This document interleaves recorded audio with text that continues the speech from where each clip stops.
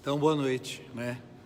Estamos começando aqui a Escola Bíblica de hoje, dia 28 de... 28, né?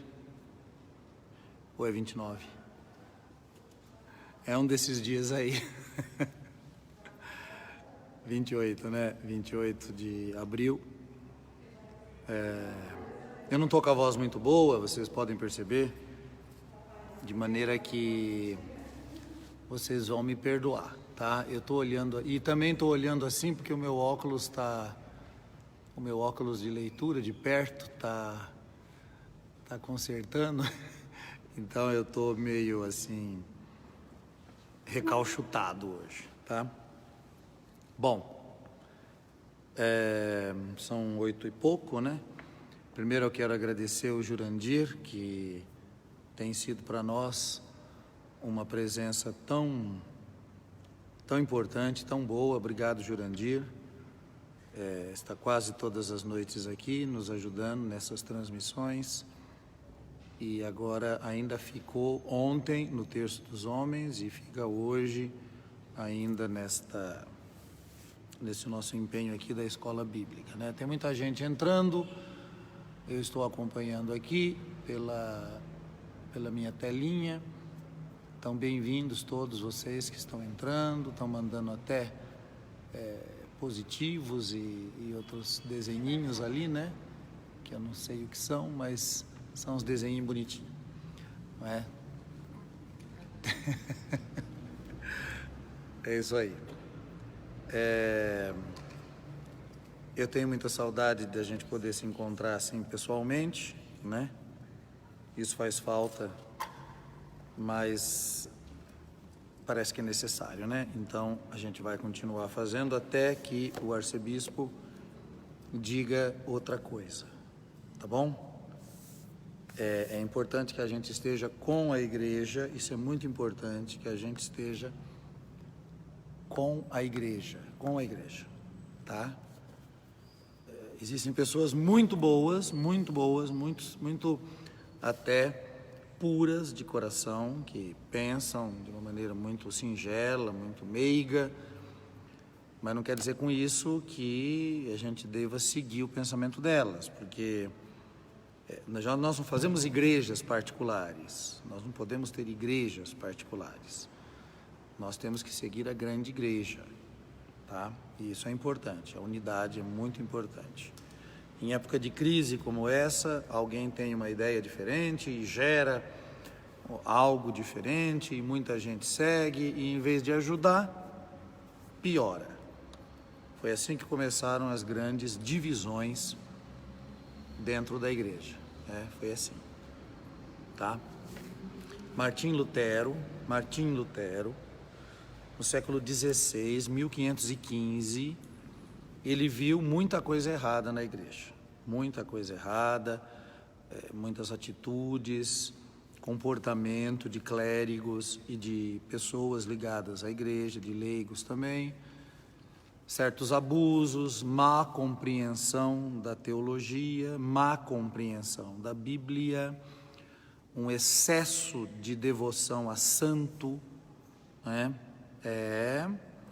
Com Martinho Lutero, um excesso de devoção aos santos. Tinha muita devoção a santo e a relíquia de santo. Era relíquia para todo canto, né? Então o pessoal fala muito naquela época da questão das indulgências. Eu aposto que algum de vocês já ouviu algum jovem que ouviu na escola, no 2º grau, sobretudo, o problema das indulgências, que a igreja vendia indulgência, que era entrada, bilhete para o céu. Tá, isso é muito exagero, isso é caricatura, tá? É caricatura. Mas tinha abuso, sim. Mas não era só da indulgência, não. Aí é que é o caso. Esse é um problema externo, para a gente ver de fora. Tinha outro problema. O problema era um excesso de devoção a santo. E o deslocamento da palavra, o deslocamento da Bíblia. O pessoal não conhecia a Bíblia e não conhecia a própria fé. Então era um monte de superstição, um monte de crendice, atitudes assim meio mágicas, então confunde muito a fé com magia. Esse negócio é muito forte, é muito forte. Você deixa a coisa meio sem rumo, pronto. O pessoal já começa a confundir as coisas, né? E o Lutero, então, ele lutou para fazer uma reforma, mas ele não conseguiu o apoio das pessoas que deviam lhe dar apoio. Então ele falou, tá bom, então eu vou fazer uma reforma diferente, eu vou criar um grupo à parte. E aí foi que ele se perdeu, né? A minha interpretação é essa, foi aí que ele se perdeu, e em vez de ele fazer uma reforma, ele fez uma revolta.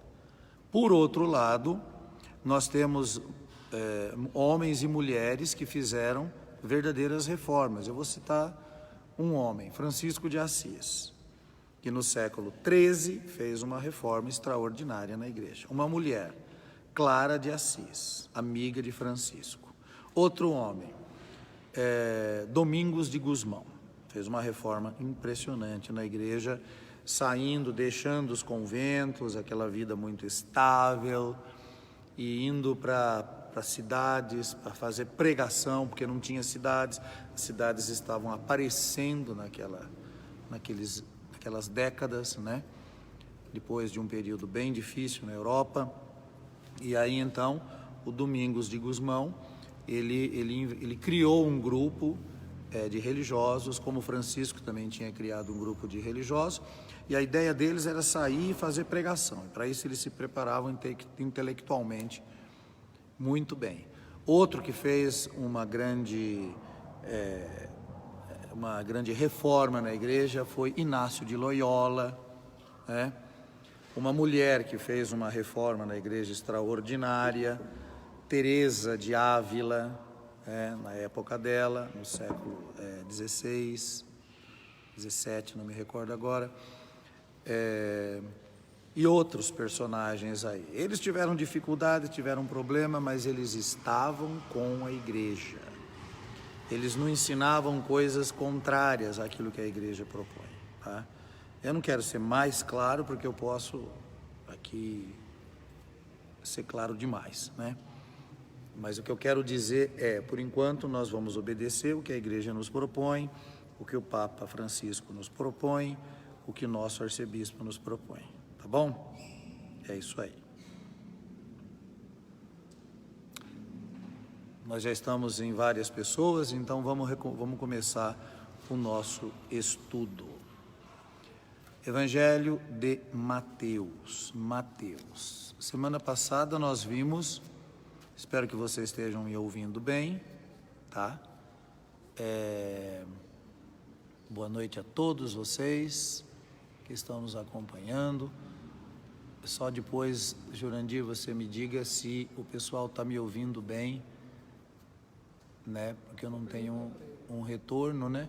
Alguém responda aí, por favor, se está me ouvindo bem, para eu poder saber, né? Boa noite para todos vocês. Eu precisava... Está ótimo o som. Obrigado, Cíntia. Obrigado, Tereza. Sim, obrigado. Super bem. Eva, muito bem. Bem-vinda, Eva. Eva Gislaine, bem-vinda. Lourdes, obrigado. Sim, tá bom. Beleza. Então é isso aí. Uma coisa. Tá todo mundo fazendo isso aqui que eu estou fazendo agora aqui, né? Então, eu resisti muito em fazer isso, mas depois que eu ouvi algumas opiniões, então eu falei, quer saber? Eu vou fazer. Se alguém quiser aproveitar, aproveita. Se não, tá aí, né? Então, eu também coloquei lá no YouTube, o texto dos evangelhos, da liturgia deste próximo domingo. Então, está lá no YouTube, o meu YouTube é Mauro Negro, é esse meu endereço de YouTube, né, Jurandir? Mauro Negro. Então, é meu endereço de YouTube, você busca lá, tem meia hora é tempo para dedéu meia hora de eu falando da liturgia da palavra, e eu espero fazer isso sempre, assim, no início da semana, pensando no domingo da semana seguinte, tá? Então tá lá já. E vai vir outras coisas aí também que eu acho que eu posso de alguma maneira colaborar, tá? Eu não sou o melhor, tenho certeza que eu não sou o melhor, tenho certeza absoluta, e nem pretendo ser o melhor. Pretendo ser apenas o possível para partilhar algumas ideias, já que está todo mundo partilhando, né? Assim, a semana passada nós vimos o início do Evangelho de Mateus e as partes do Evangelho segundo Mateus. Então, só lembrando, então tem um início, que é o capítulo 1 e 2. Depois tem o epílogo do Evangelho, que é o capítulo 26, 27 e 28. E aí tem o miolo do Evangelho segundo Mateus, que são 5 partes, né? 5 partes. E nós vamos ver justamente vamos começar a ver hoje, justamente a primeira parte, tá? Eu acho que nós já começamos a ver até a primeira parte, e eu quero aqui ler com vocês o texto, tá? Estou lendo na Bíblia de Jerusalém. É Mateus capítulo 3, versículo 1 em diante. Olha, não diga página de Bíblia não dá certo, as Bíblias são diferentes e a gente tem que saber procurar pelos livros, pelos capítulos e pelos versículos, ok? Então, Mateus 3, 1. Naqueles dias apareceu João Batista pregando no deserto da Judéia e dizendo: arrependei-vos, porque o reino do céu está próximo. Pois foi dele que o profeta Isaías, ao dizer, falou: voz do que clama no deserto, ou do que grita no deserto, preparai o caminho do Senhor, tornai retas suas veredas. Aí nós temos uma descrição do João Batista. João usava uma roupa de pelos de camelo e um cinturão de couro em torno dos rins. Bom, primeiro, uma roupa de camelo é ruim, é? Pensa numa roupa feita de carpete. Então, é esse tipo de roupa que João usava. Pensa em usar uma camisa, né? Pensa em usar uma roupa de baixo feita de carpete. Não dá certo, não. Então, é mais ou menos o tal do pelo, de roupa de pelo de camelo, né? Cinturão de couro em torno dos rins, quer dizer que ele estava sempre andando. Cingir os rins, quer dizer, está sempre andando. E comia gafanhoto e mel silvestre. Então, eu sempre digo, mel é uma coisa boa, contanto que ele venha filtrado num potinho, limpinho, bonitinho, tampado, com prazo de validade, né? Aí é uma beleza. Agora pensa que você tem que enfiar a mão lá na toca da abelha, tirar o favo com a abelha morta, com sujeira, cair no chão e sujar, e as abelhas velhas atrás de você. Então, não é fácil não. E o gafanhoto disso tudo parece que era o melhor, porque eram uns gafanhotão bacana, gordinho, assim, tinha umas perninhas, né? Então, é isso aí. E eles vinham então vieram até ele, até o Batista, Jerusalém e toda a Judéia e toda a região vizinha do Jordão. E eram batizados por ele no Rio Jordão, confessando os seus pecados, porque o batismo era de arrependimento. Se era de arrependimento, então eles confessavam os pecados. Eles diziam: eu sou adúltero, eu sou ladrão, eu sou corrupto, eu sou sei lá o quê, né? Não tinha esse negócio de pecado tão simples. Eu pensei mal do outro, eu xinguei a mãe do outro. Então, não era bem esta ideia de pecado, era uma coisa muito mais séria que compunha a ideia do pecado, né? Então, eles confessavam os pecados. Tá.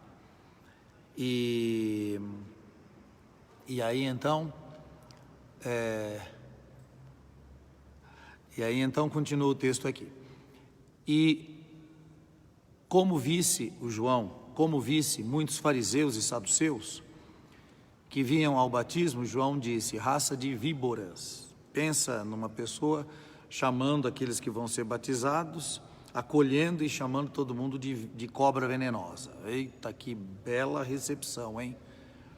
E João fazia assim: quem vos ensinou a fugir da ira que está para vir? Ira. Aqui tem um elemento importante. A mensagem de João Batista era uma mensagem que a gente chama de apocalíptica. João Batista era profeta, sim, mas ele tinha um modo apocalíptico de falar. Esse modo apocalíptico era muito forte na época do Novo Testamento. É até interessante que o Novo Testamento não seja todo ele, ou quase todo ele, numa linguagem dita apocalíptica. A língua apocalíptica é o seguinte: é uma linguagem, um modo de falar que já não acredita muito na história, acredita mais no que vem depois da história. Então ele tem um olhar voltado para mais longe.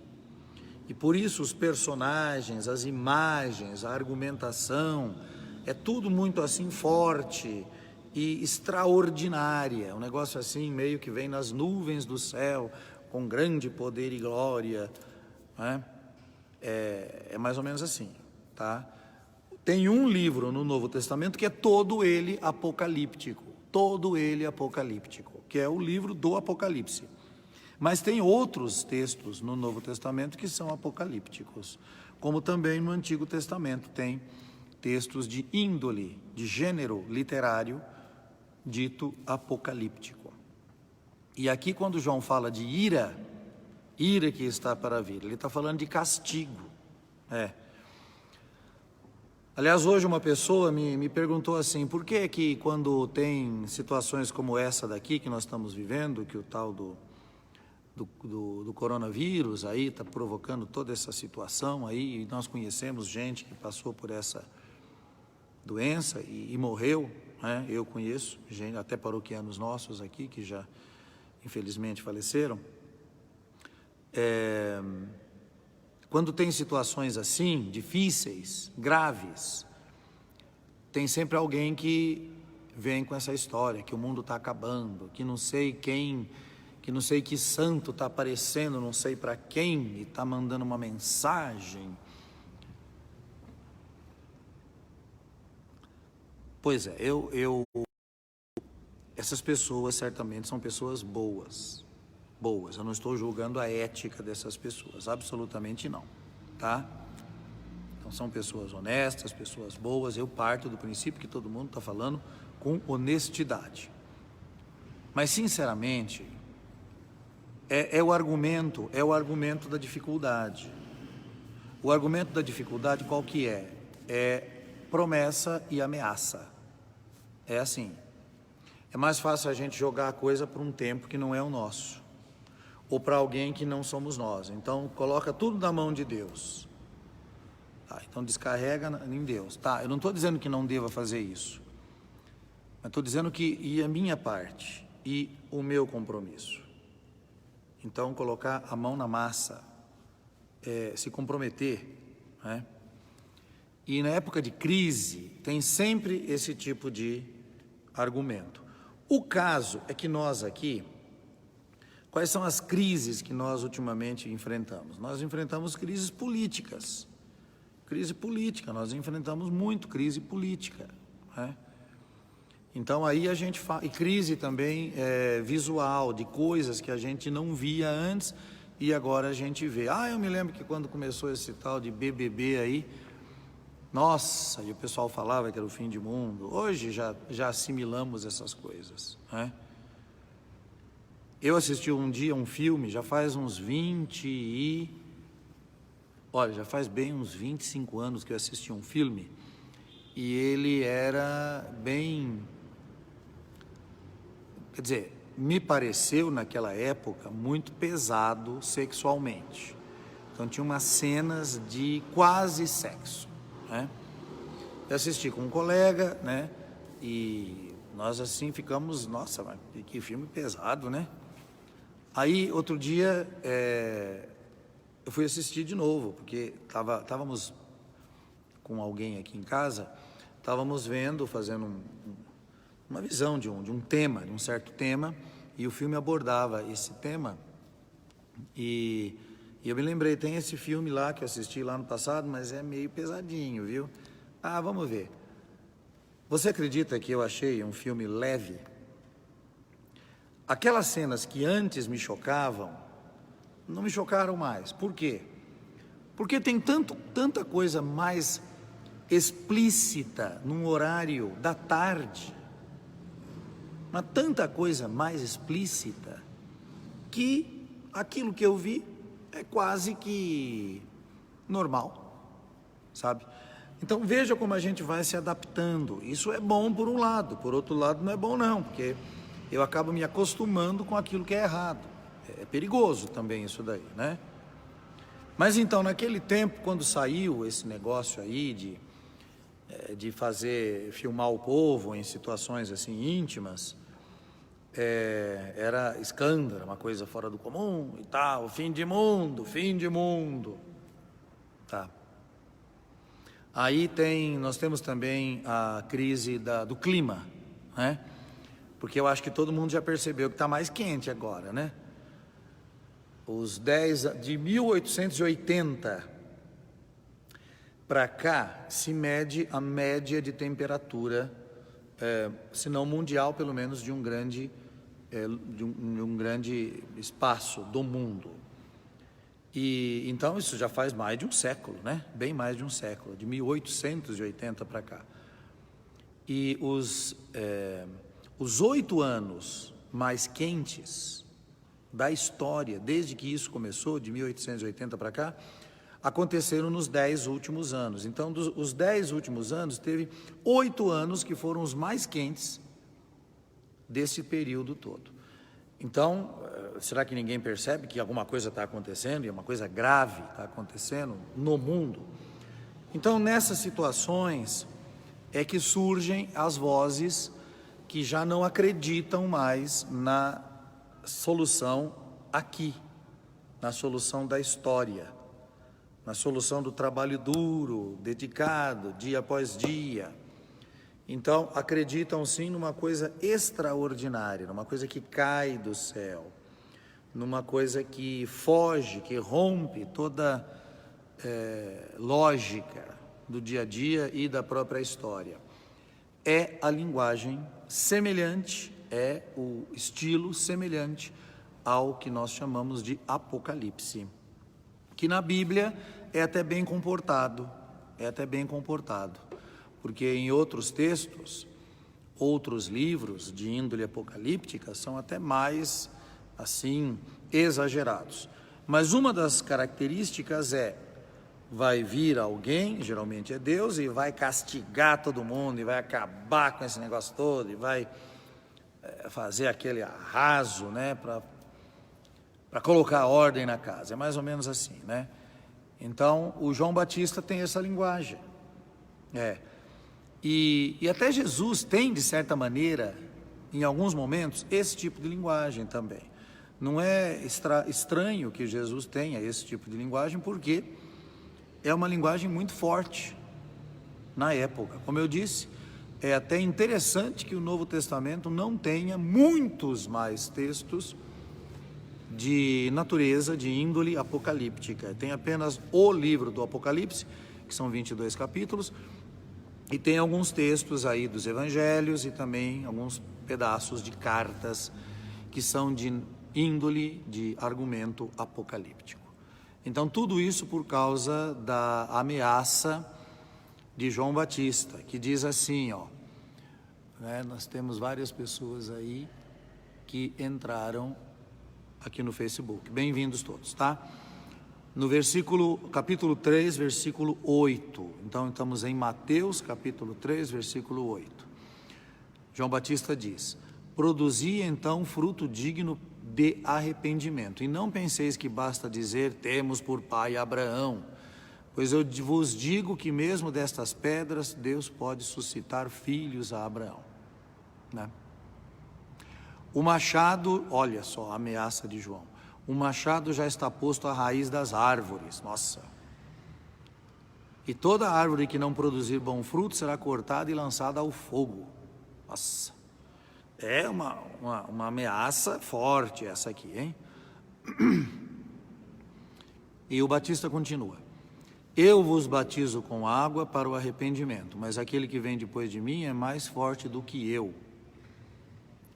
De fato, eu não sou digno nem ao menos de tirar-lhe as sandálias. Ele vos batizará com o Espírito Santo e com fogo. E aí, versículo 12, a pá está na sua mão, limpará a sua eira e recolherá seu trigo no celeiro, mas quanto à palha, a queimará num fogo inextinguível. Ele está falando que vai queimar quem ele não tomar para si, vai mandar todo mundo para o inferno. Então, é uma mensagem dura essa do João. Tanto é dura que Jesus, ele muda o argumento. Ele se torna misericordioso, ele se torna tolerante, né? A ponto de João Batista até duvidar de Jesus. Ele balança com Jesus, né? Nós vemos isso sobretudo no Evangelho de Lucas, tá? Mas tá bom, vamos para frente. Capítulo 3, versículo 13. Baita metáfora, isso mesmo, é uma grande metáfora.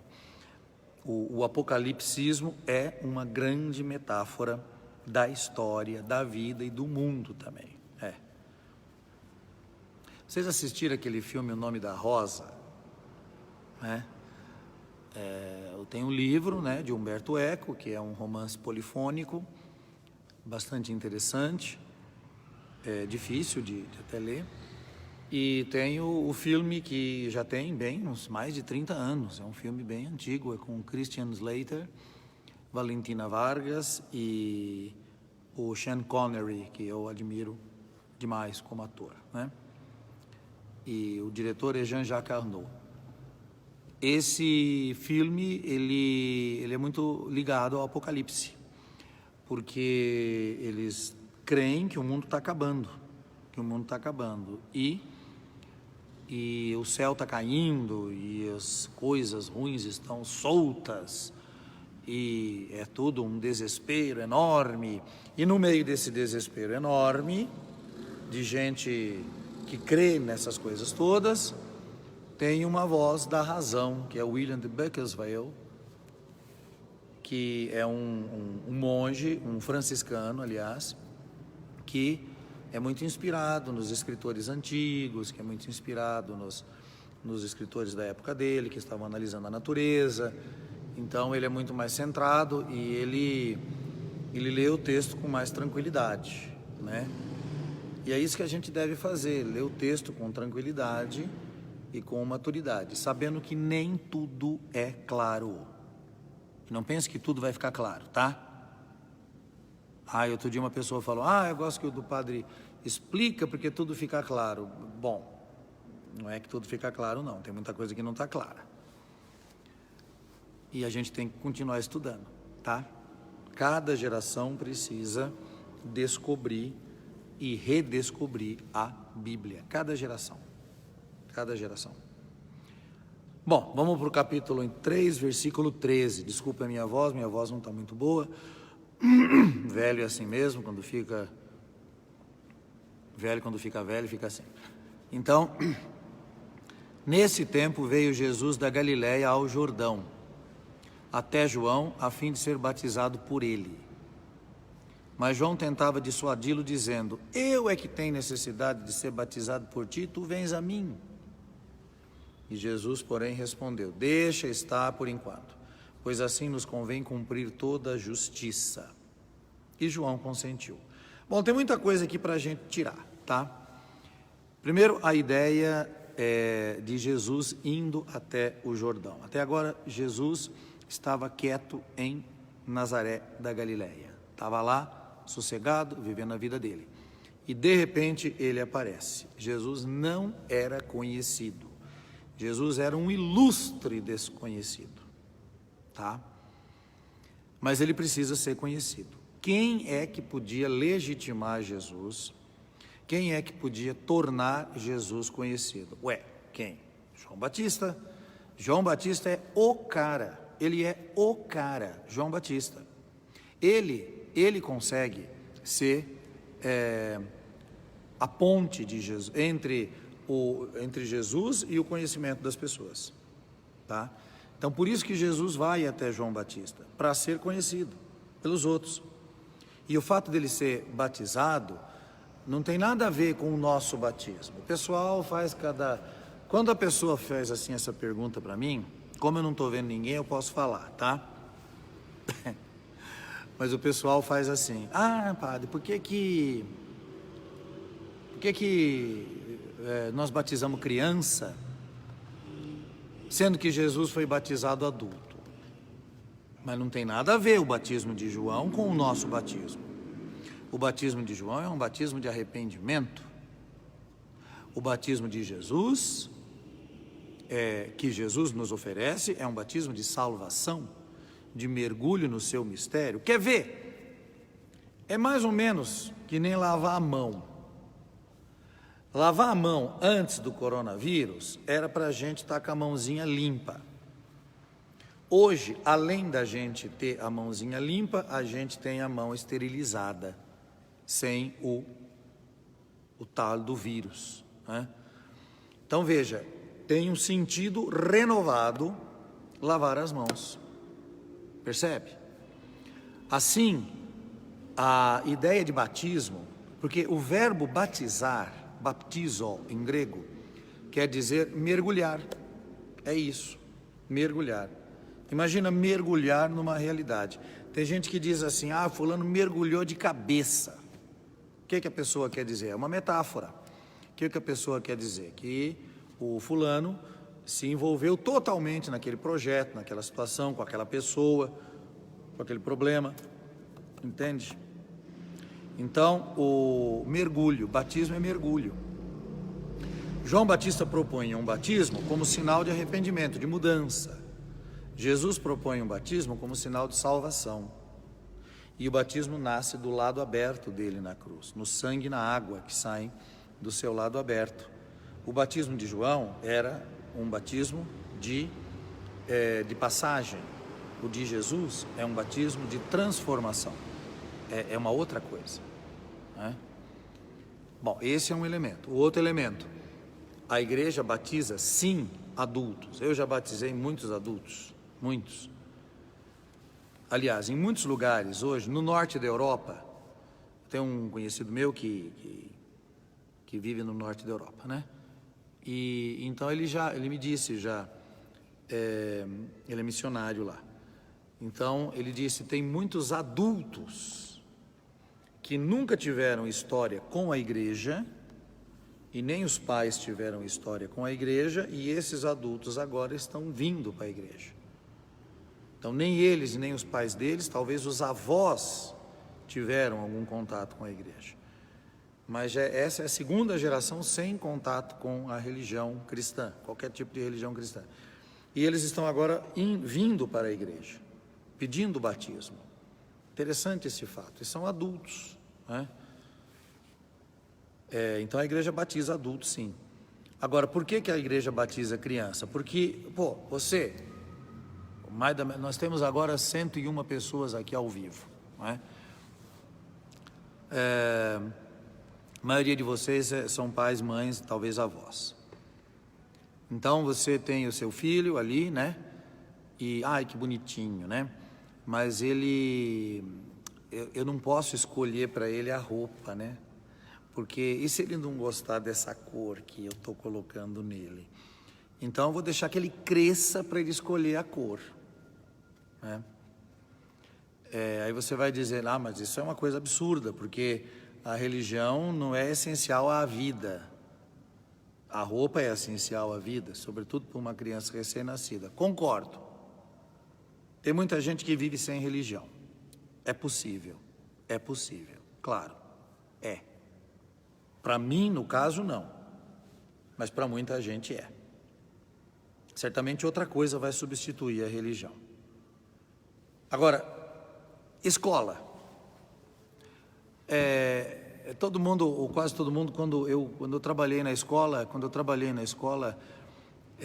eu via as mães levando, aliás, era aquele chororô, né? Quando a criança vai, primeiro dia na pré-escola, e é aquele banzé, e o moleque chora, e a mãe tem que ficar, e uma semana a mãe fica, depois aquele sofrimento, sofre de cá e sofre de lá, né? Então vamos fazer o seguinte, não leva o moleque na escola não, deixa ele escolher quando ele tiver lá, quando ele for maior, tipo 16, 17, 18 anos, aí se ele quiser ele entra no jardim da infância. Tem cabimento isso? Não, é claro que não tem. Quer dizer, a gente vai pôr o moleque, a gente vai pôr a criança na escola, mesmo que ele esperneie, que ele grite, que ele berre. Por quê? Porque é importante para a vida dele. Não é essencial à vida, mas é importante, você sabe que é importante, e você põe. Então, por que então, não, eu vou esperar que a criança seja adulta para ela escolher a religião que ela vai. Poxa vida, tem pai que coloca camiseta no molequinho, o garoto tem 1 ano e meio, ele não sabe nem o que é para frente e para trás. E já está torcendo para um tal do time. Ele não está torcendo para o time, ele está junto com o pai. E é isso que importa. Porque essa relação de filho com o pai com o filho é que importa. Para ele o que conta é isso, o time não importa, qualquer time que fosse. Então essa transmissão na mais tenra idade é muito importante, essa transmissão de algo bom, de valores. Então a igreja batiza sim crianças, mesmo que elas não saibam o que está acontecendo, porque o que vale é o testemunho. Lembra que na fé, eu comentei isso algumas vezes aqui, acho que umas 2 vezes já na celebração da Eucaristia, não sei como alguém ainda não disse alguma coisa a respeito. Eu disse, o mais importante na fé não é milagre não é importante. O que é importante é o testemunho, isso é importante. Milagre acontece fora da igreja também, acontece muito milagre fora da igreja, você já não ouviu falar? Eu já ouvi tanto disso daí, também porque eu estudei, né? Eu também quis estudar um pouquinho esse negócio, e tem milagres, tem sinais extraordinários também em outros lugares, né? Não ligados ao cristianismo, não ligados à Igreja Católica e não ligados ao cristianismo. Então, a questão não é o milagre tem o seu valor, claro, mas o que tem mais valor é o testemunho, Por isso que a igreja, quando vai canonizar uma pessoa, declará-la uma pessoa santa, ela não vai pelo milagre a princípio. O milagre é uma espécie de carimbo que Deus dá. Qual é o primeiro elemento? Eu sei disso porque na congregação dos Oblatos de São José, da onde eu faço parte, nós estamos propondo o padre José Calvi, que foi um italiano que morreu aos 41 anos aqui no Brasil, mas ele era italiano, ele veio para o Brasil como missionário, sofreu muito, foi muito doente, teve com os jovens, teve com os doentes, enfermos de tuberculose, morreu de tuberculose, e ele tem fama de santidade, e eu creio realmente que ele é realmente santo, eu creio disso mesmo. Agora, a parte nossa é provar que ele era uma testemunha de Jesus Cristo, do bem, da verdade, da justiça, do amor, do perdão, tudo ligado ao mistério de Jesus. Então essa é a nossa parte, nós temos que provar isso, temos que ajuntar documentos, temos que mostrar que ele era assim, que ele dedicou a vida, que ele foi herói naquilo que fez, foi além do normal, né? Então é isso. Agora, é claro, o milagre, ele tem a sua vez, a sua importância, como um testemunho do que aquela pessoa é. Agora veja, uma pessoa que morreu mártir, é dispensado um milagre, porque o sujeito deu o testemunho supremo de dar a vida. Então, se a gente consegue dizer, realmente, ele foi mártir, ele morreu dando a vida pelo valor da palavra de Deus, um valor, né? Por exemplo, eu tenho um confrade também, um padre da minha congregação, que morreu mártir nas Filipinas, quando os soldados japoneses invadiram as Filipinas na Segunda Guerra, porque as Filipinas tinham amizade com os Estados Unidos, então eles foram lá e devastaram, e eles eram muito violentos, né? E eles foram numa igreja católica da congregação dos Oblatos de São José, e todo mundo tinha fugido, e aí o padre voltou porque alguém tinha esquecido de tirar hóstias de uma capela, né? As hóstias lá que estavam guardadas no sacrário, consagradas. Então o padre foi para salvar essas hóstias, e no que ele foi para salvar essas hóstias, os soldados o encontraram e acabaram com ele, né? Acabaram com ele e com as hóstias. Então ele morreu mártir, de maneira que isso é um sinal, isso é um testemunho.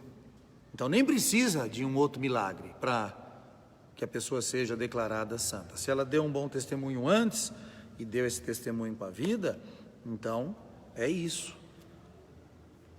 Eu estou dizendo tudo isso daqui por causa do fato da conversão, o fato do batismo, do mergulhar em Cristo. Nós não somos perfeitos. A santidade não implica perfeição. Não.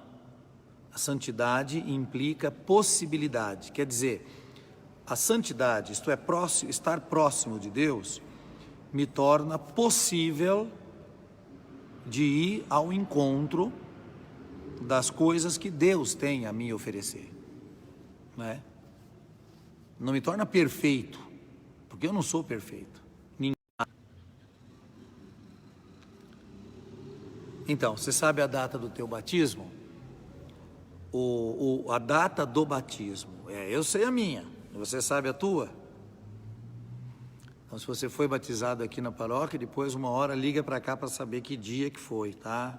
Que padre que batizou também, né? Legal. Eu, nessa idade, eu já batizei, já dei a comunhão e já casei alguém, né? Serviço completo.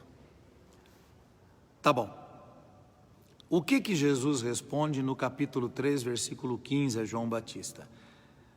Deixa estar por enquanto, pois assim nos convém cumprir a justiça. O que significa cumprir a justiça? Significa mais ou menos o seguinte, significa entrar na dinâmica do reino de Deus. E qual é a dinâmica? Tem um monte de gente colocando a data do batismo aí, ó. Ah, bom, é isso aí. Que beleza, hein? E por que a gente não celebra o batismo como a gente celebra o aniversário de nascimento? Eu gosto do aniversário do meu batismo. Tá. E João consentiu. João permitiu que Jesus fosse batizado. E aí no versículo 16, mártir, é isso aí. No versículo 16, batizado, João subiu imediatamente da água e logo os céus se abriram. E ele viu o Espírito de Deus descendo como uma pomba e vindo sobre ele. É Jesus que viu. Ao mesmo tempo uma voz vinha do céu e dizia: esse é o meu filho amado em quem me comprazo. Tá, é isso aí, beleza. Agora nós vamos ver as tentações, né? 3 tentações. Capítulo 4 do Evangelho de João, do Evangelho de Mateus, capítulo 4. Tentação 1, tentação 2, tentação 3.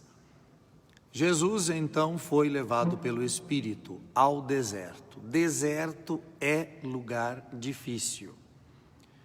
Alguns que estão me vendo aqui estiveram no deserto, algum tipo de deserto. Por exemplo, Caatinga, ali no nordeste do Brasil. Cerrado. Cerrado não é deserto, né? É cerrado. Deserto é deserto mesmo, né? Quando você vai para o deserto, ele é assustador mesmo. A primeira vez que eu fui num deserto, eu fui como turista, a primeira vez. E aí eu estava no ônibus, isso foi no deserto da Judéia. E eu estava com a cabeça encostada assim na janela do ônibus, né? O ônibus com ar-condicionado, uma beleza. E aí eu adormeci, né? Adormeci. Aí eu acordei assim com o solavanco do ônibus. Aí eu acordei, eu olhei assim e vi o deserto, eu tive um choque. É realmente tremendo. Deserto se caracteriza por aridez. O que caracteriza deserto é aridez, não é calor. Tem deserto gelado, como por exemplo o Atacama, que talvez é o lugar mais seco da Terra, aqui no Chile, o Atacama. E tem o deserto que é quente. E tem deserto que é muito frio de noite e deserto muito quente de dia. Por exemplo, o deserto do Gobi, na China, no norte da Mongólia, sul da China. Então, é um deserto assim, né?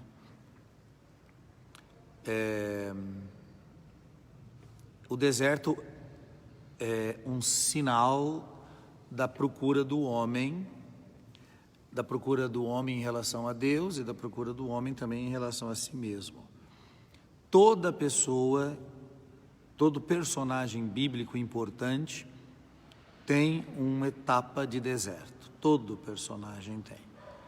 Tem deserto na vida de Abraão, quando o Senhor pediu que ele sacrificasse o filho, é um deserto. Antes era um deserto, quando ele via os anos avançando, e ele não tinha filho, ele não tinha descendente, ele não tinha terra, e a promessa que tinha sido feita, ele tinha deixado tudo para ir atrás de uma promessa.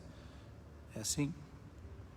Teve um deserto para Jacó, quando ele ouviu dizer que o filho amado dele, o José, tinha sido devorado por um animal. Então ele passou um deserto, décadas de deserto. Tem deserto na história do povo da aliança, que passa por essa realidade, depois da saída do Egito para entrar na terra prometida. É aí que a gente aprende o significado do deserto. O deserto é, entre tantas coisas, para purificar.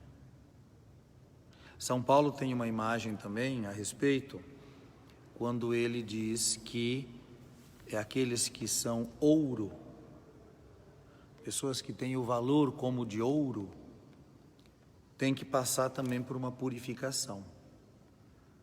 Então, se eu pego a palha e coloco no fogo, a palha queima rapidinho. Se eu coloco a madeira demora. Se eu coloco um mineral, por exemplo, o ferro, ele precisa de muito calor para poder ser reunido e formar uma liga de ferro. O ouro também, para ele ser puro, quanto mais fogo, mais puro ele fica. Então, é uma metáfora também essa, viu? É uma metáfora dura da gente entender, né? Quando é para os outros a gente entende bem, quando é na história dos outros a gente entende, quando é na nossa não é tão confortável não. Mas faz parte, todo mundo vai passar por um deserto, algum tipo de deserto. Pode durar muito, pode durar pouco, às vezes não é um deserto de tempo, mas é um deserto de intensidade. É ali que a gente prova o valor da gente. É ali que a gente prova o valor da gente. Tem aquela lenda, né, dos cavaleiros, né, que vão atrás do Santo Graal, Então é a lenda de Percival e o Santo Graal. O Santo Graal é o cálice que teria pego o sangue de Jesus, teria sido usado na ceia. Isso é uma lenda, gente, é pura lenda isso aí, tá? Pura lenda, tá? Então, o sangue de Jesus teria sido, a ceia teria sido usado uma taça, né, uma copa. Então alguém teria pego esse cálice, essa copa, essa taça, e teria recolhido o sangue que caiu do lado aberto de Jesus. Então esse cálice passou a ser chamado de Graal, ou Graal, e ele é um símbolo muito forte. Na Alta Idade Média se criou uma lenda em torno da busca do Santo Graal, e Percival é o personagem que vai em busca do Santo Graal, e aí junta a lenda do rei Arthur e Excalibur, que é a espada que está enfincada numa rocha. Então mistura tudo, cria muitas lendas, muitas histórias, Mas uma coisa importante, só uma pessoa de coração puro, uma pessoa de retidão, uma pessoa que tem a mente voltada para o bem, para a justiça, para o amor, para a paz, a concórdia, a verdade. Então, essa pessoa de coração puro é que pode encontrar o cálice e beber dele, né? Ou então, numa outra versão, que pode tirar a espada da rocha, e aí vai ser o rei, vai ser o grande líder, né? Então, essas são imagens. A imagem do coração puro, quer dizer, essa pureza não vem naturalmente. Eu não estou falando inocência, porque uma criança é inocente. Mas é inocente por quê? Porque ela não foi apresentada ao mal. E aí vem o mal. O mal vem. O mal toca na gente. O mal está na gente, né? O mal está na gente, muitas vezes. E a gente assimila o mal também. O mal é um mistério, né? É fácil a gente jogar a culpa do mal nos outros, ou em alguma coisa extraordinária, espiritual. É fácil a gente jogar o mal, mas ele está muito em nós, o mal, né? Então, como é que a gente consegue superar o mal? Entrando no deserto e permitindo que o nosso coração seja purificado. O nosso coração, mas não só o coração, a inteligência e o coração, eles têm que ser purificados. Não quer dizer que eles têm que ser ingênuos, não. A ingenuidade, a inocência já acabou. Nós não somos inocentes, mas nós podemos ser santos, o que não quer dizer também perfeito, mas quer dizer tem a capacidade de compreender de maneira diferente da maioria. O santo é aquele que vê de maneira diferente, tá? E para isso daí a coisa não cai assim do céu tão fácil. O processo para isso se chama deserto. Aí quando Israel vai para o deserto, saindo do Egito, eu imagino então o povo de Israel correndo atrás de Moisés e com os egípcios correndo atrás deles, né? Aí eles passam o mar, chega lá no deserto, né? Na beirada do deserto, e aí o pessoal todo, né? Que bom, Moisés salvou a gente, né? Moisés, que legal, Moisés nos liderou agora, nós estamos livres daquela situação toda, de escravidão, aquela tristeza, né, perseguição. Moisés é demais, né? Moisés, Moisés, legal. Tá bom. Agora é o seguinte, nós estamos com fome. Moisés, tem um lanchinho aí pra gente fazer? Antes da gente continuar. Moisés, não tem um suquinho aí pra gente tomar, alguma coisinha assim? Peraí, Moisés, você não trouxe comida?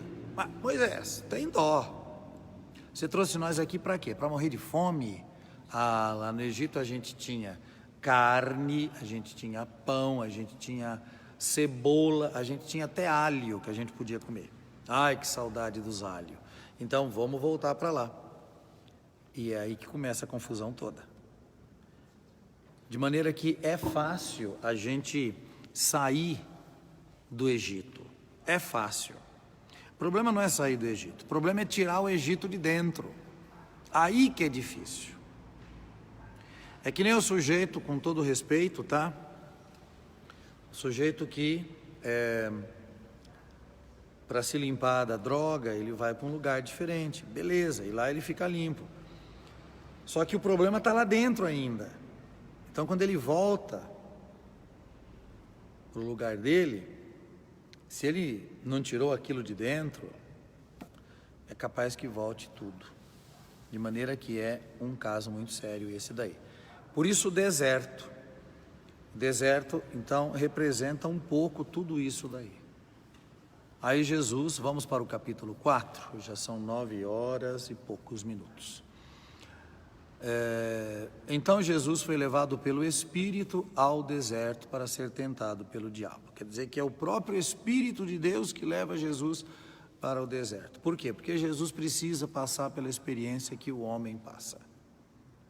Jesus é verdadeiramente homem, então ele também precisa passar por essa experiência. Claro que essa narrativa que nós temos aqui, do versículo 1 até o versículo 11, é uma narrativa bem arranjada. As tentações de Jesus, que são 3, essas tentações, elas representam o conjunto da tentação humana. Então, veja lá, vou voltar à leitura. Por 40 dias e 40 noites esteve jejuando, depois teve fome. Depois disso tudo não vai ter fome, é? Então, aproximando-se o tentador, disse-lhe: se você é filho de Deus, manda que essas pedras se transformem em pães. Porque a necessidade imediata de cada um de nós, depois da respiração, qual é a necessidade mais imediata que a gente tem? É a necessidade de beber água e de comer alguma coisa, tá? Então, quando você já percebeu pessoas, eu não sei se você eu já observei muito isso em grupos que a gente faz aqui de igreja, em qualquer lugar.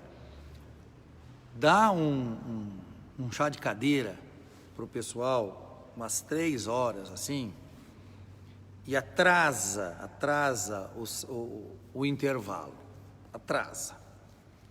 E deixa o cheiro tomar um pouco conta. Tem gente que está ficando com fome já, né? E deixa o cheiro ficar assim no ar, né? Uma coisa assim bem açúcar com gordura, atrai muito, tipo salgadinho. Salgadinho é gordura, não é? Junto com açúcar da farinha. Então frito, aquilo ali é potencializado, então atrai o apetite, né? Aí então você diz para o povo que está ali atrás, abre uma cortina, sei lá, e pode ir lá comer. Eu já observei isso, e devo ter feito isso também muitas vezes. A gente perde a visão lateral, você não vê o que tem do lado, você fica só ali, ó, você fixa ali. A pessoa chega até a encurvar. Por quê? Porque é uma necessidade muito de sobrevivência. Eu não estou criticando, eu estou dizendo que é uma necessidade de sobrevivência. E aí você tem que depois falar para a pessoa, ou já encheu a mão, está de boca cheia e está com as mãos cheias, sai para que o outro venha, porque a pessoa não sai, porque ela está pensando nela. Então comer é um ato necessário, mas ele pode ser um ato extremamente egoísta, né? Eu lembro de um livro que eu já citei alguma vez, As Sandálias do Pescador, que narra a história de um bispo russo que foi preso durante anos num campo de concentração russo, soviético, que os russos chamavam de Gulag. Tem um livro também do Alexander Solzhenitsyn, que eu li há muitos anos atrás, chamado Arquipélago Gulag. Então, arquipélago quer dizer, tinha um monte de gulags União Soviética do tempo de Stalin, que matou milhões de pessoas. Então esse romance de Morris West foi feito em cima dessa ideia de que um bispo católico teria sido preso lá nesse gulag, e lá ele teria sido espancado. Não, perdão, lá ele teria sido bem valorizado, ele era metalúrgico, fazia trabalhos pesados, mas uma pessoa, um companheiro dele, teria sido espancado. Então ele recebeu uma ração pequena e o companheiro não recebeu. Então ele partilhou o pão. E durante muito tempo ele passou fome, dando quase todo o pão, migalha a migalha, na boca do colega que tinha sido espancado, que tinha sido, maltratado. E então esse desprendimento da comida para que o outro possa comer é um negócio extraordinário. É ir contra a necessidade pessoal. Então Jesus, ele é provocado numa coisa muito pessoal. Se és filho de Deus, então se você é filho de Deus, então dá um sinal, pô. Transforma essa pedra em pão, você está com fome mesmo. Ué, o que tem você comer? Você está com fome. Aí a resposta de Jesus: mas não só de pão vive o homem, mas de toda palavra que sai da boca de Deus. Então Jesus, ele recoloca as coisas no lugar, no caminho, na trilha. Aí o diabo leva Jesus no lugar mais alto da cidade santa, porque essa tentação é brava, hein? É Jesus, que é o santo, ele é levado na cidade santa, no pináculo do templo, quer dizer, no lugar mais alto do templo, que é o lugar santo. Então é o santo na cidade santa, no lugar mais santo do templo. Então é a tentação que acontece no ambiente sagrado. É a tentação que acontece no ambiente sagrado. Então é a pior das tentações, talvez porque é a tentação que usa do ambiente sagrado como base, como apoio, e gera o mal no ambiente sagrado. É uma coisa muito maligna, E o diabo, assim, desculpa aqui a redundância, mas o diabo foi diabólico, porque ele diz assim, se és filho de Deus, atira-te daqui para baixo, prova para mim, porque está escrito. Note que o diabo usa para a sua tentação a palavra de Deus. Ele tenta com a palavra de Deus a Jesus. Ele faz um uso ao inverso da palavra de Deus. E ele diz assim, está escrito, ele, quer dizer Deus, o Pai, dará ordem aos seus anjos a teu respeito, e eles te tomarão pelas mãos, para que não tropeces em alguma pedra. Quer dizer, você pode fazer isso, porque Deus vai mandar um monte de anjos para te segurar aí. Pula, vai, pula. Prova para mim que você é Deus. Sai do anonimato, reage, rapaz, reage. Aliás, nós somos sempre convidados a reagir. De fato, quando a gente vê o mal e não reage, é um problema grave esse daí, Mas às vezes a gente reage só para livrar o da gente. Parece que os homens corajosos mesmo, eles reagem para livrar a situação das outras pessoas. Por exemplo, Jesus nunca reagiu com violência quando diziam contra ele alguma coisa. Mas quando ele viu o templo ser abusado, aí ele reagiu. Porque não era contra ele, era contra o Pai. Então, Jesus tem essa postura com relação a si, não violência. Apenas ele questiona, se eu falei errado, por que você me bate? Agora, se eu não falei, se eu falei errado, me mostra onde eu falei. Agora, se eu não falei errado, por que você me bate? É o que ele pergunta, né? Para um soldado que o agride na hora do interrogatório. Então, Jesus não procura defesa para si. Podemos entender que Jesus estaria do lado dos que estão fragilizados. Aí ele entra. Então, assim o homem justo entra também, né? Mas para defender a si, ele não liga tanto. Ele não liga, porque ele sabe que ele está do lado certo. Ele está confiante disso. Então, Jesus aqui, ele não se auto-defende. O que ele diz é assim: não tentarás ao Senhor teu Deus. Isto é, você não vai colocar Deus à prova. Para ver, você é Deus mesmo? Então dá um jeito aí. Todo mundo já fez esse tipo de pergunta, mais ou menos assim: por que isso acontece comigo? Que mal que eu fiz?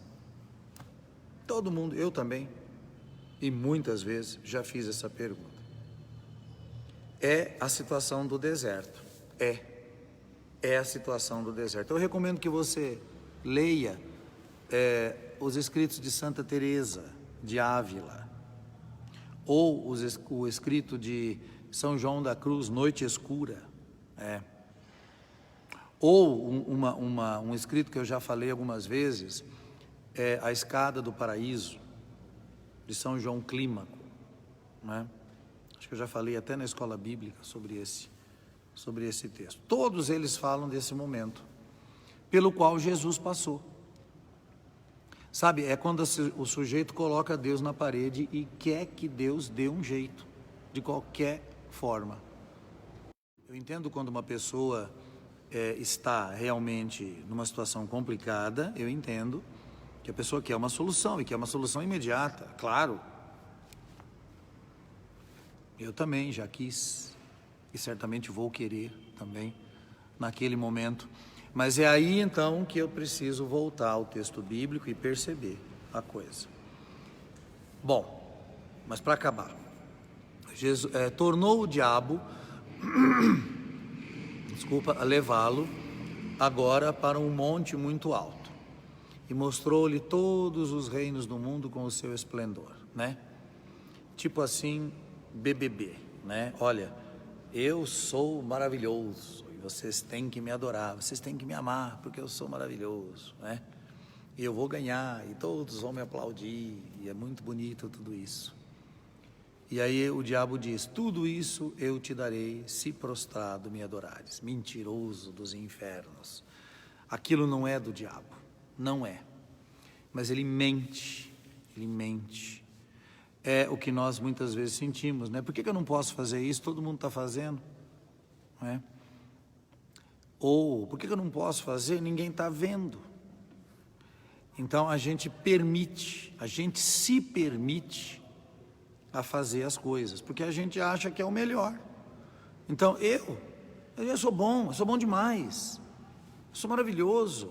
Nossa, como é que pode uma coisa acontecer assim comigo, não é? Então eu me coloco no centro, eu me autodivinizo, né?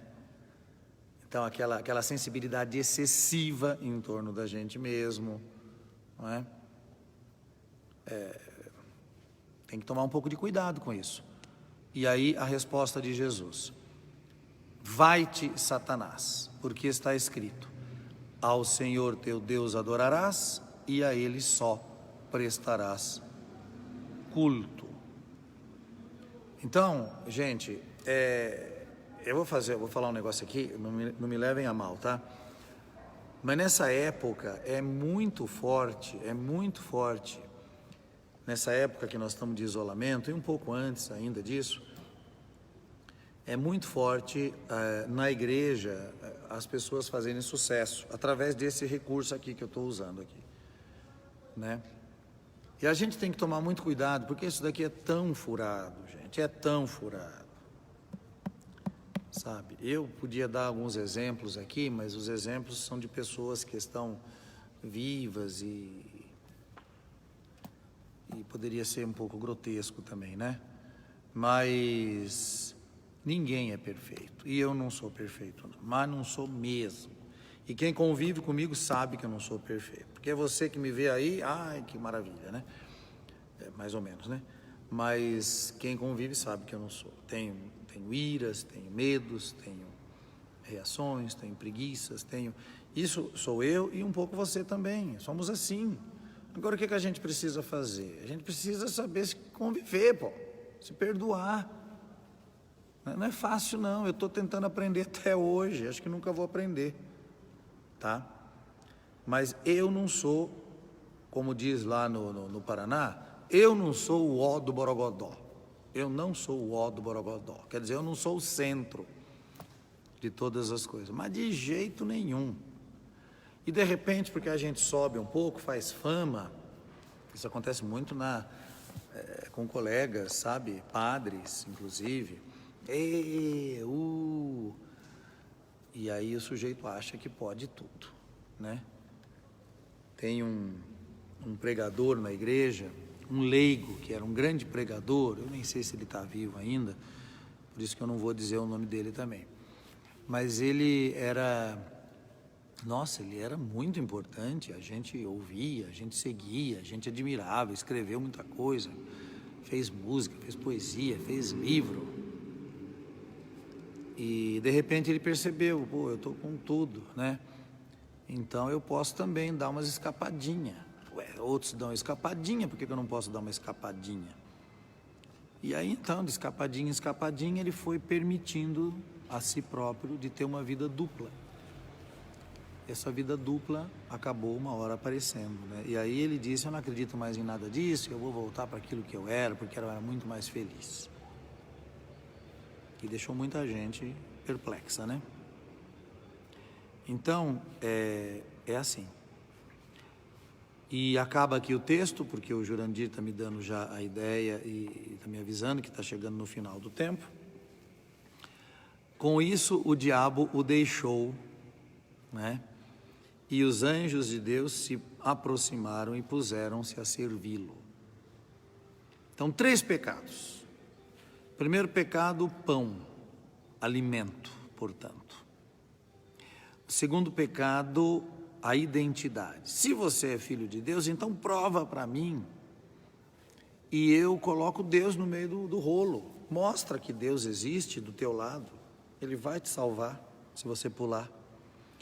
E terceiro, o culto a si próprio, o poder. Poder. Quer conhecer uma pessoa? É um ditado aí, né? Dá poder para ela.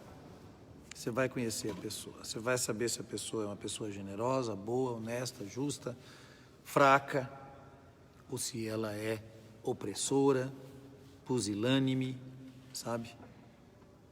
O político. Dá poder político. O político é assim. E graças a Deus que tem gente que se sujeita a ser político, porque, pelo amor de Deus, nós precisamos sim de Congresso Nacional, nós precisamos de Congresso Nacional.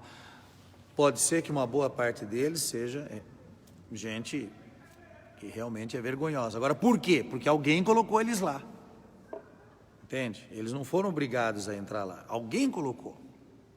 Então, é nós que temos que pensar o que nós vamos fazer. Agora, sem Congresso Nacional significa que não tem legislativo. E se não tiver legislativo, se não tiver judiciário, o que tem? Tem absolutismo, tem ditadura. Isso é bravo, gente. Então, por favor, eu não quero ofender ninguém, as opções de ninguém, mas pensa um pouco nisso. É muito sério. Winston Churchill, até para falar o nome do cara, você tem que fazer um curso de inglês, sabe? Ele dizia, a democracia é a pior forma de governo. Aí ele dava uma pausa dramática e aí ele concluía, tirando todas as outras.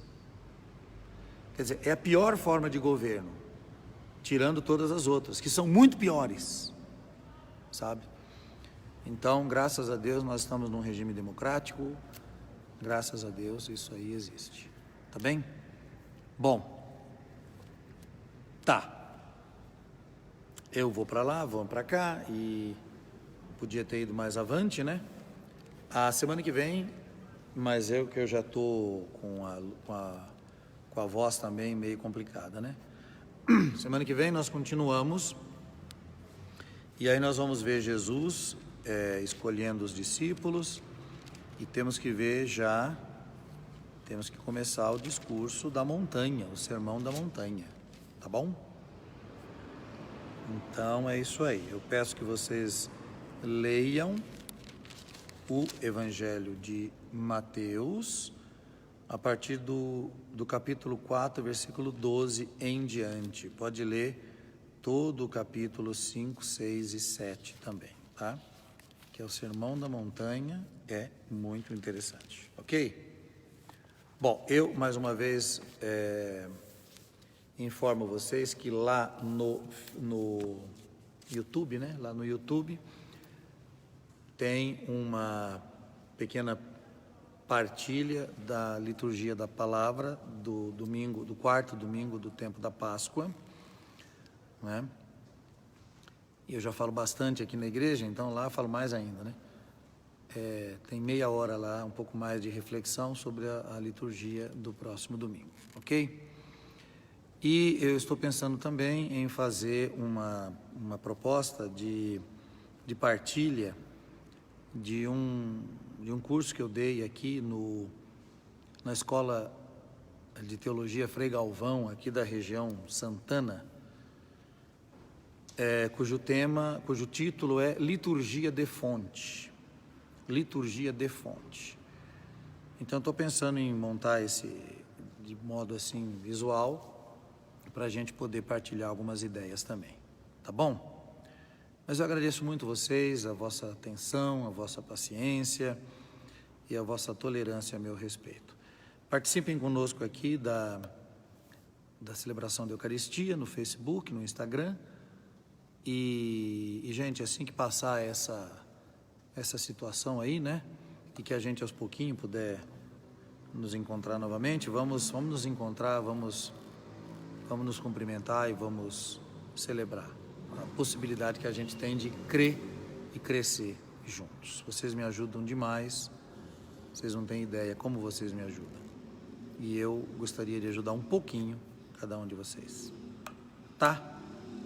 Então é isso aí. Se a gente se encontra a semana que vem, se o mundo não acabar, né? Lembra?